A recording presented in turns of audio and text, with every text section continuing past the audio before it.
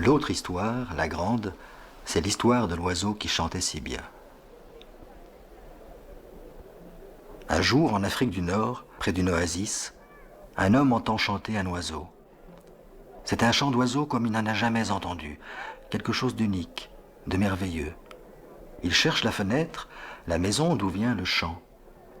Il va alors frapper à la porte et deux vieilles personnes viennent lui ouvrir. Il demande au couple si c'est bien de chez eux que provient ce chant extraordinaire. Ils lui disent oui, rentrez. Et il lui montre l'oiseau dans la cage, cet oiseau qui chante si bien.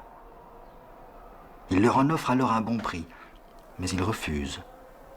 Il double son offre, la triple, plus encore, mais la vieille personne refuse toujours.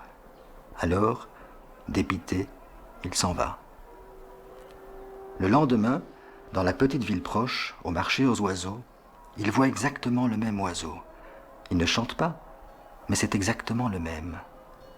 Il l'achète et l'idée de la substitution germe dans son esprit.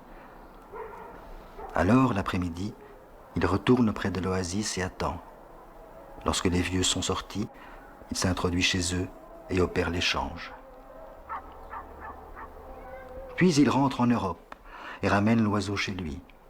Et là, pendant des années, il écoute, lui et ses amis, l'oiseau chanter, et sa vie est un ravissement. Mais un jour, naturellement, l'oiseau meurt, et repensant à l'histoire, il est pris de remords, et décide de retourner en Afrique. Lorsqu'il arrive près de l'oasis et frappe à la porte, c'est le vieil homme qui lui ouvre. Il lui dit « Vous vous souvenez de moi, il y a des années ?»« Oh oui, dit alors le petit vieux, je me souviens bien.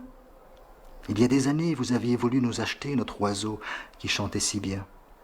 Eh bien, monsieur, heureusement que vous ne l'avez pas acheté, parce que le lendemain de votre départ, ma femme est morte et l'oiseau n'a plus jamais chanté. »